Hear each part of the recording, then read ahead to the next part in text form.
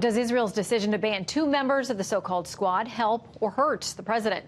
Let's discuss with the Democrats seeking to unseat Congressman Jerry Nadler in a primary, Lindsey Boylan, and Fox News contributor, pastor at First Baptist Church of Dallas, Dr. Robert Jeffress. Welcome to you both.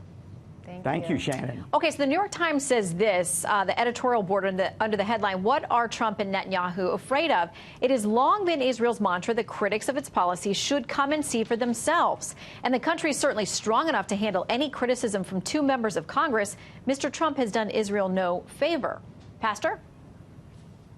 Look, it's important to understand that these women were denied entry into Israel not because they're women or they're women of color or they're Democrat. They were denied entry because they have engaged in caustic anti-Semitic rhetoric, and they've embraced policies that are just as great of a threat to Israel as any terrorist attack. And look, we need to remember, Shannon, that Israel is a nation the size of New Jersey, and yet for 3,000 years it's endured attacks by ideologies and countries that want to wipe the Jewish people off the face of the earth. And it's so easy for us here in America, separated by 2 oceans, a big country, to say, well, Israel ought to be more tolerant. But when you're a small country under threat 24/7, you can't give an inch to people who would question the right for your nation even to exist, like these 2 congresswomen. Netanyahu did the right thing in barring these women from coming into Israel, and President Trump, as usual, did the right thing in supporting Israel. Well, here's a bit of what Netanyahu said in his statement. He said the itinerary of the 2 congresswomen reveals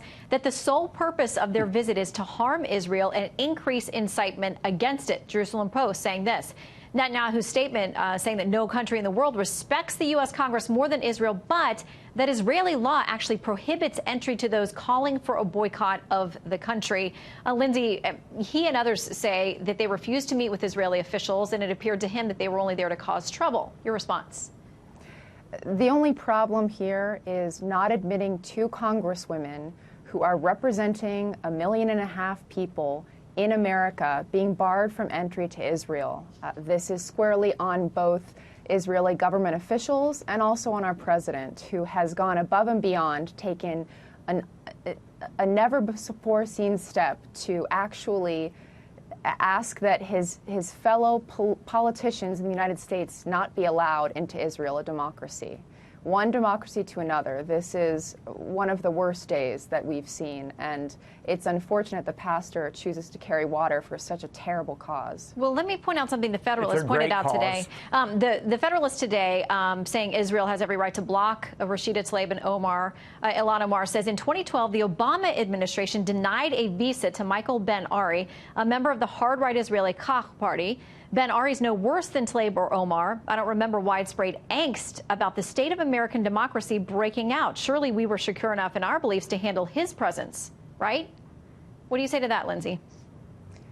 You know, I think the best example of democracy is when we have people who disagree. We don't need to agree on every single issue. These 2 members of Congress are representing the people of their district.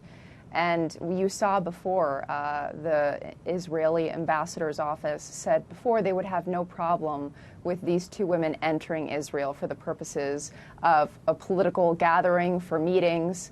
And the only difference now is that both the President of the United States has chosen to make this his cause, and for whatever reason, Bibi Netanyahu feels that this is also a good look for him, which it is not. And Pastor, Senator Bernie Sanders has said he wants to leverage all the U.S. aid that we're giving to Israel to fight what he calls their racist policies. And he says, really, there's no reason and no right for Israel to do this.